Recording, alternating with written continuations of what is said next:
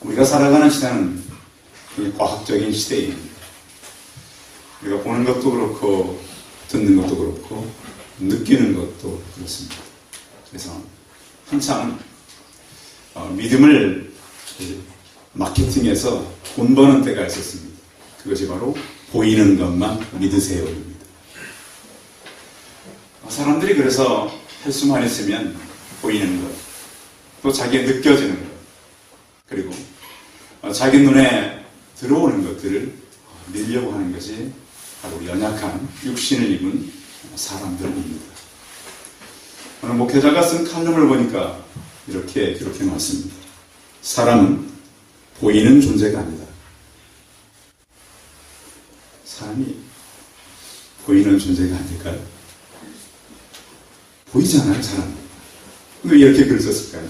근데 그 다음 글은 이렇게 돼 있어요. 왜 사람들은 보이는 것만 믿어야 할까?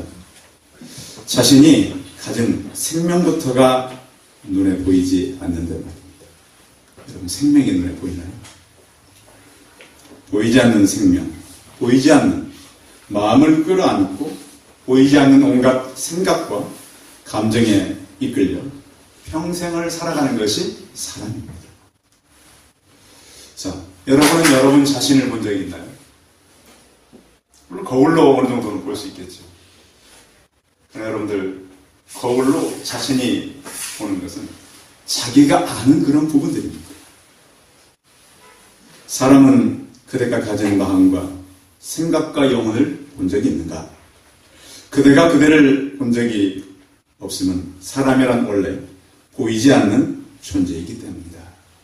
우리는 보이는 것을 사람이라고 생각을 해왔었습니다.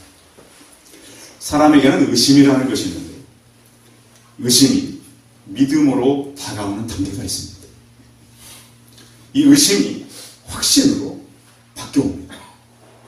의심은 참으로 아이러니한 것인데, 의심이란 믿지 못하는 마음을 말하는데, 믿지 못하는 마음이 굳어져서 그 마음이 나중에는 변질된 믿음이 되는 겁니다. 부정적인 믿음이 되는 거죠. 믿지 못하는 것이 결국 그것이 나중에는 내게 많은 염려와 질병으로 다가오는 것입니다. 우리 믿음은, 신앙은 보이는 세계가 아니라 보이지 않는 세계를 소망하는 것입니다. 그래서 성도는 보이는 세상이 진실이 아니라 보이지 않는 천국이 진리임을 알고 그 진리를 따라서 살아가는 사람들이 바로 성도들입니다. 사람은 눈에 보이는 것만 이해하며 달려가지만 성도는 자신의 눈에 보이지 않는 것, 신앙의 눈으로 보여지는 진리와 하나님 나라를 꿈꾸고 살아가는 사람들이 바로 성도입니다. 신앙은 사람의 눈으로 보는 것이 아니라 믿음의 눈으로 보여지는 것입니다. 하나님의 임재와 하나님의 역사는 사람의 눈에 보이지 않습니다. 로마가 이스라엘을 정복하고 아무런 힘도 없게 그들을 만들어 놓고 그들은 오직 보이는 제국의 평화를 위해서 살아갔습니다.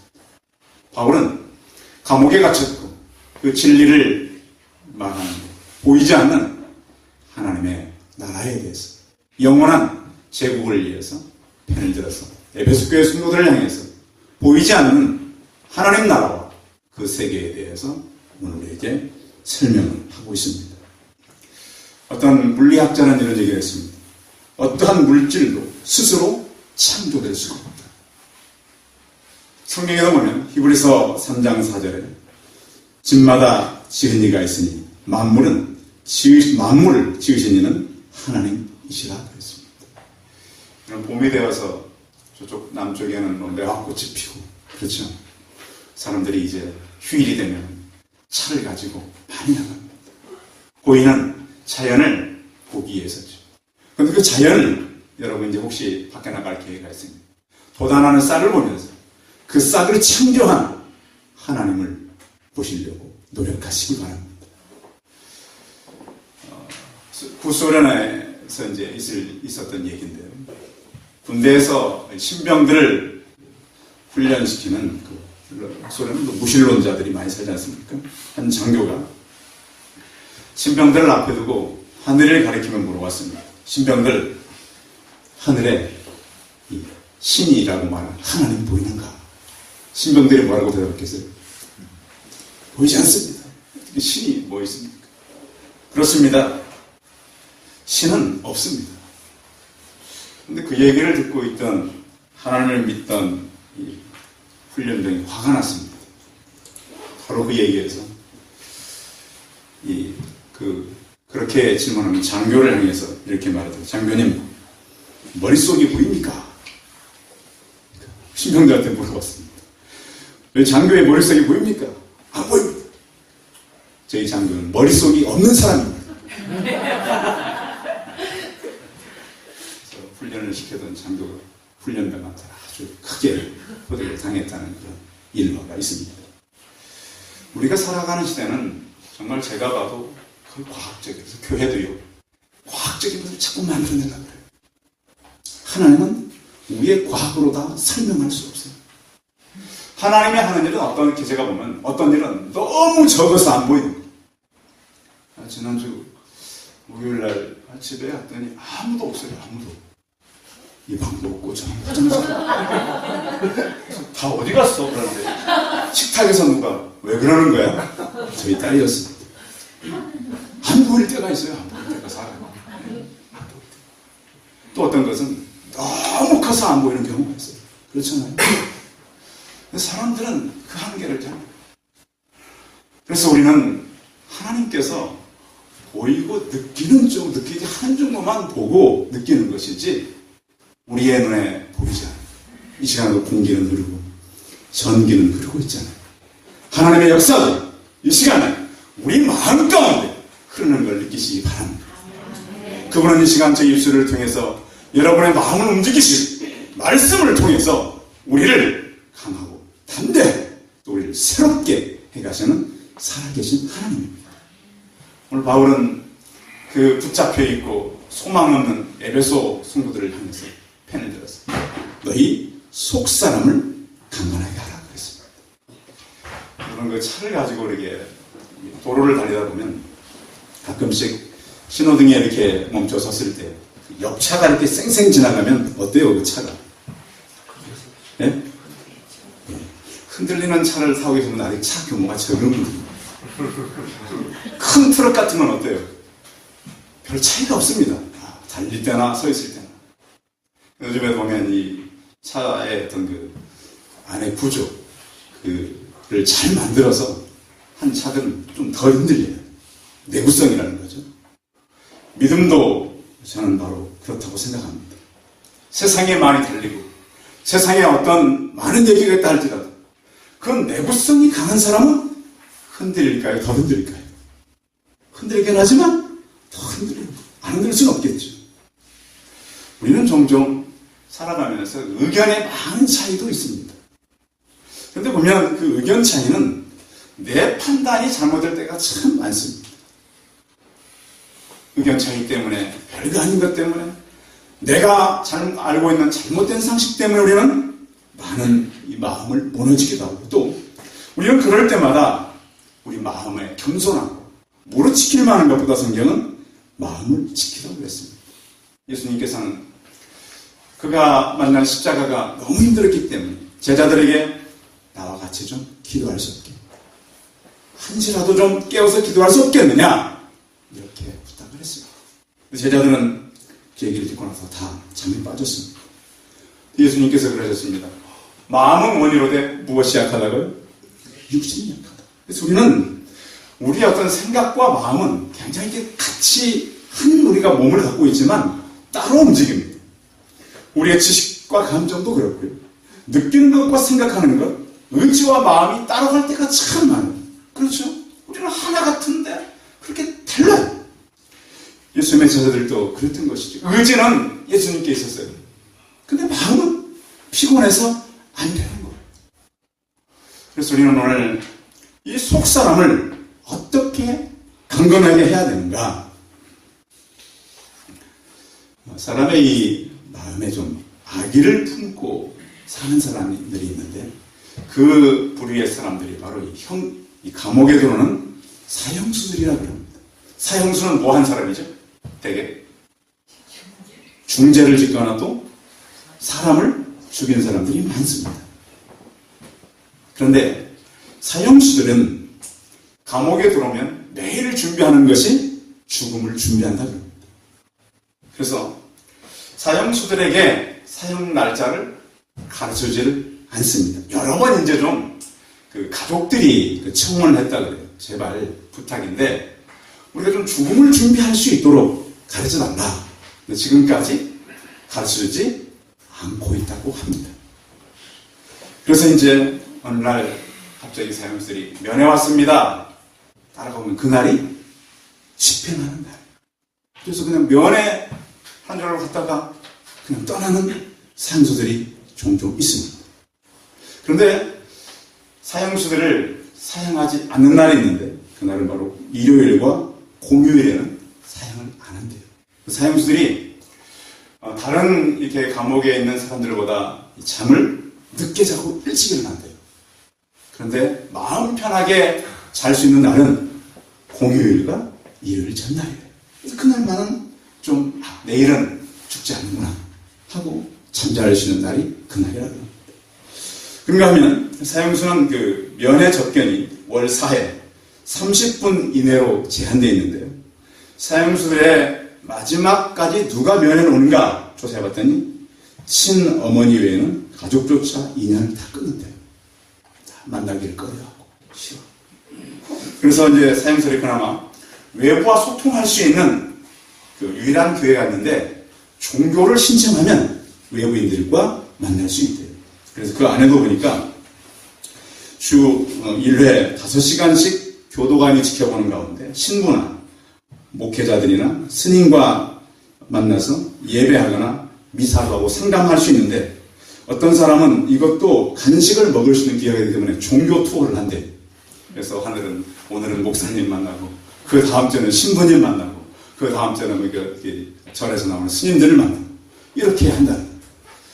근데 이제 그 사형수들을 가장 많이 사용하는 때가 바로 10월, 11월, 12월이래요. 지금은 이제 폐지됐지만 이 사형수가 이 가을이 되고 겨울이 다가오면 이제 집행이 되는구나. 그런데 이 사람들에게 종교적인 힘은 굉장히 절대적이라 그럽니다. 사형수들이 이 죽음을 앞에 두고 있기 때문에 처음에는 자기가 잘못 없다 그런데요. 다른 사람 잘못 때문에 내가 사람을 죽였고 문제를 만들었고 또 이것은 나 때문에 내가 죄를 지은 것이 아니라 국가가 법이 잘못다라고 말한답니다.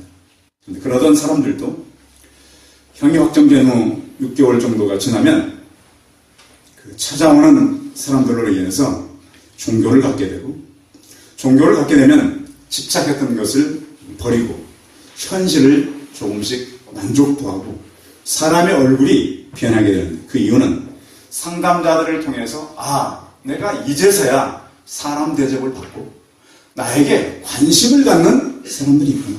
그러면서 놀랍도록 바뀌는 것이 바로 얼굴의 표정이랍니다.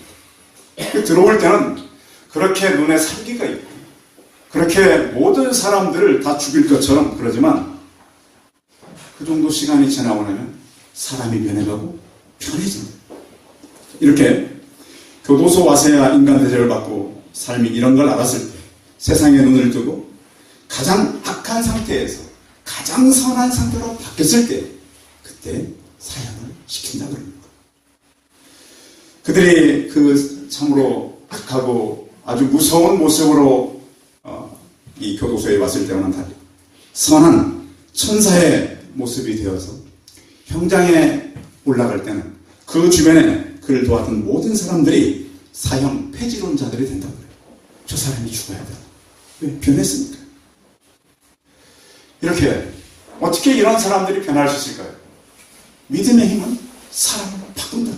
그래서 어떤 이 사형수는 자기의 갖고 있던 걸 다 주는 사람이 나눠주고 그 교도관들, 사형을 시키는 교도관들에게 전도하면서 정말 웃으며 떠난대요. 어떻게 이럴 수가 있는가? 속사람이 변한 것. 어떻게 보면 우리 모두는 좀 방법은 다르지만 언젠가는 모두 죽어야 되는 하나님 앞에서는 사형수들이나 우리나 큰 차이가 없는 것입니다. 사람의 이 어떤 믿음의 의지는 바꿀 수가 없습니다. 일제감정기 때 사람을 고문하는 것이 있습니다. 가장 반인간적인 잔인성으로 신체에 대한 거의 생체 물리학적인 계산과 합쳐서 죽음 직전까지 상황으로 육신을 몰아서 어떤 그들의 자백을 만들어내고 어떤 그들의 어떤 원하는 것을 시작했다고 합니다. 모든 자존의식과 저항의식을 철저히 붕괴시켜서 영혼을 항복시켜서라도 그들의 어떤 그 종교를 바꾸려고 해요. 그들의 믿음을 바꾸려고 했지만 그러지 못했습니다. 그런데 그 고문은 우리나라 정부 때도 했던 것입니다.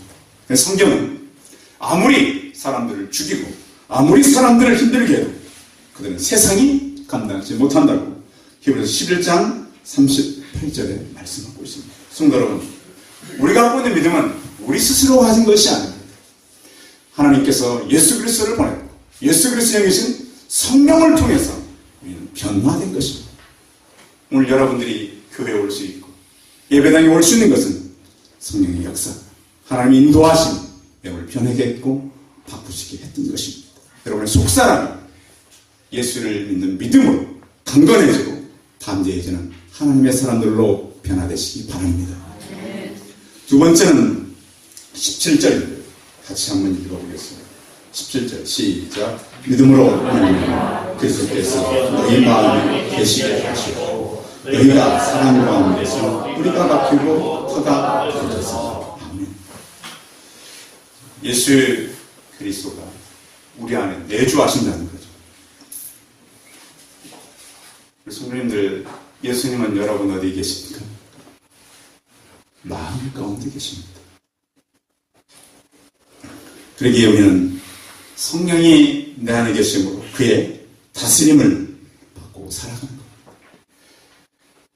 에베소 성도들에게 속사람의 강건함도 중요했지만 또 하나는 예수 그리스도가 너희 안에 거하게 하라고 부탁을 하고 있습니다. 어떻게 보면 이것은 이미 교회를 다니는 에베소 교회 성도들입니다. 이미 믿는 사람들입니다. 그래서 여기 표현대로 너희 마음에 계시게 하옵시고, 이 말은 집 안에 머물게 해라, 이 표현이 들어있습니다.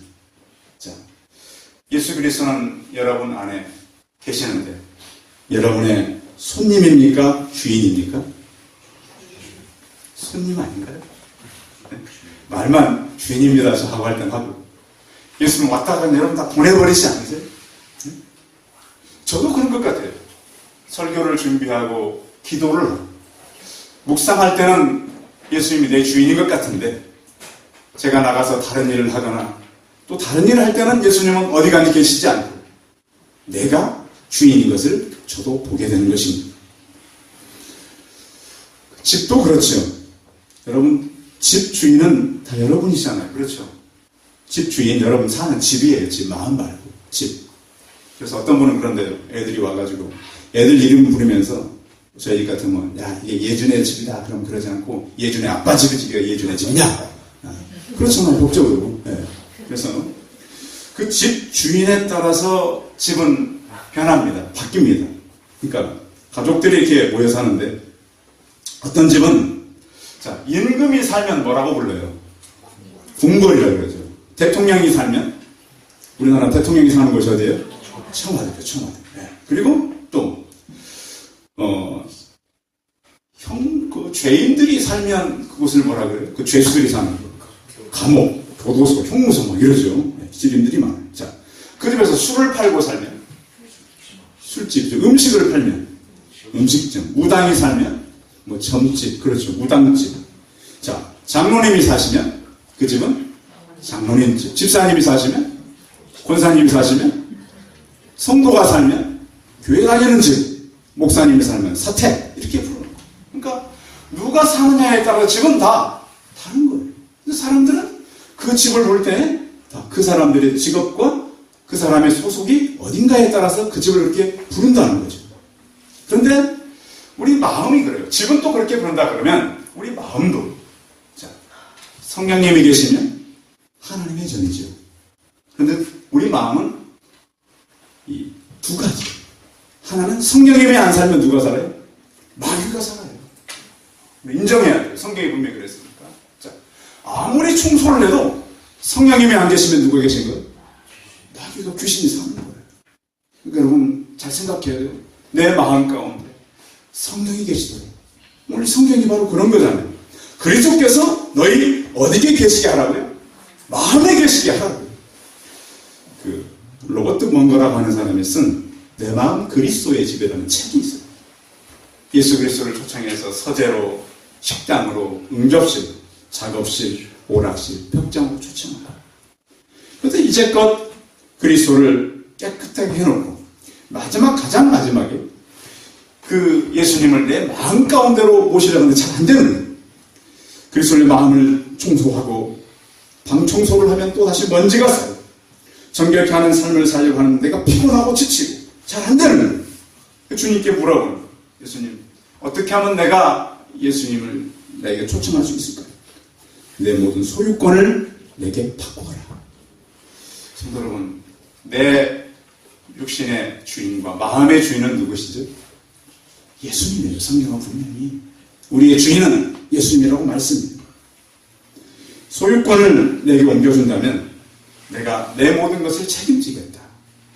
옛날에 우리 목욕탕에 가도 지금은 이제 목욕탕 잘 안 가시지만 꼭 그 입구에 그런 팻말이 있었잖아요.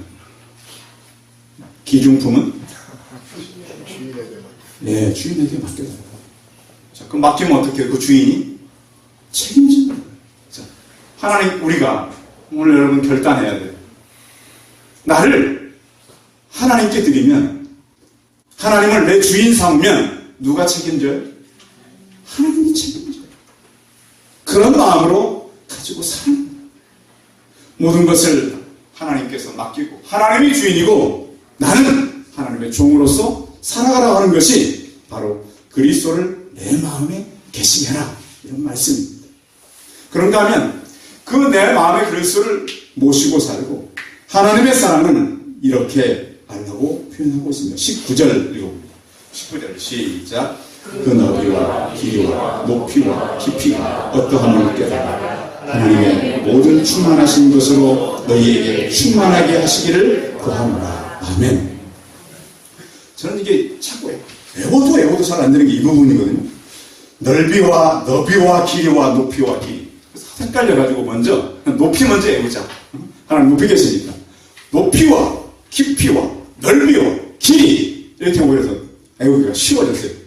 그 하나님에 대한 그 사랑을 우리가 이렇게 늘 알고 살아야 되는데, 바울은 그 하나님의 사랑을 설명할 때 골로새서를 통해서 3장 1절 사령 너희가 그리스도와 함께 살아났으면 위의 것을 구하라 그랬어요. 어디 것을 구하라고요? 위의 것. 땅의 것이 아니라 위의 것, 하늘에 있는 것을 구해라. 우리가 살아가는 결국 삶의 목표는 하늘에 있는 것, 영원한 천국. 그리고 또한 우리가 하나님을 안다라고 하는 것은 지식적인 그런 동의가 아니라 인격적인 동의일 뿐만 아니라 하나님의 깨닫게 하는 영적인 양식을 깨닫는 하나님의 계시를 우리가 알게 되는 것이죠. 그래서 고린도서 13장 2절에 보면 내가 예언하는 능이 있어 모든 비밀과 모든 지식을 알고 또 산을 옮길 만한 모든 믿음이 있을지라도 사랑이 있으면 아무것도 아니라고 했습니다. 우리가 이제 그 사람들이 요즘에는 이제 그 좀 시골 같은 데 가가지고 그 집만 짓는 것이 아니라 집 주변에 뭘 만들어요? 정원 같은 걸 만들잖아요. 나무도 심고 꽃도 심고 요즘에 그렇게 많이 해요. 점점 이제 정원 생활들을 사람들이 좋아해요. 그런데 아무리 거기다 나무를 많이 심고 꽃을 많이 심어놔도 물이 없으면 그 정원이 유지되겠어요? 유지되지 않아요. 그 물은 사랑과 같아요. 그래서 우리가 그 하나님의 사랑을 그 높이와 깊이와 그 넓이와 길이를 성경은 말씀하고 있는 것입니다. 우리가 갖고 있는 사랑은 그 주고 받는 사랑이에요. 부모와 자녀 사랑도 내리사랑이라고 하지만 요즘은 주고받는 사랑으로 많이 변한 것 같아요. 근데 사람들의 이 사랑을 보면 갖고 있는 사랑이 어떤 이 사랑은 얼마나 좁은지 한 평도 안 돼요. 그냥 자기를 위해서. 요즘 얼마나 우리 시대가 이기적인 시대입니까? 또 어떤 사람은 그 사랑의 길이가 뭐 1cm, 몇 cm도 안 되는 사람도 있어요. 어떤 사람은 사랑한다 그러놓고 하루도 못 가는 사람도 참 많아요. 하나님 사랑은 어떤가? 무한하신 거. 무한하신 거. 그리고 우리 사랑을 자꾸 이성적인 사랑으로, 보이는 사랑으로 만들어서 돼요. 2월 14일, 3월 14일은 무슨 데이 만들어가지고 주고받는데, 그런 사랑은 진짜 주고받는 사랑. 수족관도 마찬가지죠. 수족관. 우리가 아무리 수족관 안에다가 많은 물고기를 채워놓고 좋은 비싼 장식품 많이 넣어놔도 물이 없다면 물고기가 살겠어요? 못 살겠어요? 못 사는 거예요. 그래서 바울은 너희가 이 마음이 강건해지는 것도 중요하고, 또 이 살아가면서 하나님께 주시는 그 예수 그리스도를 마음에 모신 것도 중요하지만 하나님의 사랑이 가장 중요하다. 그래서 우리는 어떤 장식품이 아니라 하나님의 사랑을 우리 안에 품고 살아야 한다는 것입니다. 자, 지구에서 태양까지 거리는 평균 1억 5천만 킬로미터라고 해요. 굉장히 먼 거리죠. 그런데 빛은 1초에 약 30만 킬로를 달려서 서울, 부산을 333번 왕래한다고 해요. 지구를 7바퀴 반을 돌고 태양까지 평균 8분 20초가 걸리게 봐. 빛의 속도예요. 그래서 이 지구에서 이 북극성까지는 약 430광년인데, 빛의 이 속도는 너무 이렇게 이걸 잴 수 없으니까 그냥 이걸 광년이라고 표현하잖아요. 그래서 우리가 오늘 밤 보는 북극성은 430년 전에 떠난 그 빛이래. 우리가 보는 그 빛이. 그런가 하면 우주에는 엄청난 그런 은하가 있는데 지구로부터 230만 광년이 떨어져 있다 그럽니다. 근데 지금도 우주는 팽창하고 있어요. 굉장히 넓어요. 빛의 속도로 로켓을 타면 137억 년 후에 우주의 끝에 도달하겠지만 우주가 팽창해서 더 달려야 된대요. 우주는 빛의 속도를 가지고도 얼마나 많이 달려가야 끝이 나타나는지 알 수가 없는 곳이 바로 우주입니다. 그런데 성경에 보니까 시편 139편 7절에 보면 내가 주의 영을 떠나 어디로 가며 주의 앞에서 어디로 피하리까? 내가 하늘에 올라갈지라도 거기 계시며 수월에 내 자리를 펼지라도 거기 계시니이다. 내가 새벽 날개를 치며 바다 끝에 가서 거주할지라도 거기서도 주의 손이 나를 인도하시며 주의 오른손이 나를 붙드시리이다 그랬습니다. 사람에게 가장 먼 거리는 머리에서 마음까지 거리입니다. 불과 몇 센치도 되지 않죠. 몇 센치 되지 않지만 이 거리가 얼마나 먼지 모릅니다. 들었는데 아는데 잘 되지 않는 거예요. 우리는 성경을 통해서 하나님을 만난 많은 사람들의 고백을 만날 수가 있습니다. 그 넓은 하나님의 사랑, 그 넓이와 깊이와 너비와 길이를 우리는 다 측량할 수 없는 것입니다. 제가 어릴 때 한 이런 기억이 있습니다. 제가 어릴 때 저희는 밭을 여러 번 샀어요. 한 번은 이제 농사철이 돼가지고 밭에 이렇게 이제 씨를 심기 위해서 갈아놓고 잠깐 있을 때예요. 아침에 이렇게 잠깐 이 햇빛이 잠깐 이렇게 비치는데 보니까 밭이 좀 컸는데 온 밭이 전부 거미줄이 쳐져 있어요. 이렇게 굉장히 큰 밭이라. 근데 내가 밭에 여러 번 가면 거미를 본 적이 없어요. 그런데 언제 그렇게 많은 거미들이 그걸 다 쳤는지. 나중에 가서 보니까 그게 잘 보이지도 않아요. 잠깐 햇빛이 비치니까 거미들이 쳐놓은 거미줄이 다 보였던 거예요. 우리는 눈에 보이지 않는 그 하나님의 사랑이 우리 주변에 얼마나 많이 이렇게 풍성하게 나타나는지 모릅니다. 바울은 에베소 교회를 통해서 에베소 교회 성도들의 마음은 통일이 되는 겁니다. 하나가 되어서 하나님을 섬기는 것. 너희가 속사람이 강건해야지 한다. 성령이 충만해서 변해가야 된다. 그리스도가 너희 마음에 너희 주인으로 계실 수 있도록 하나님을 섬기라.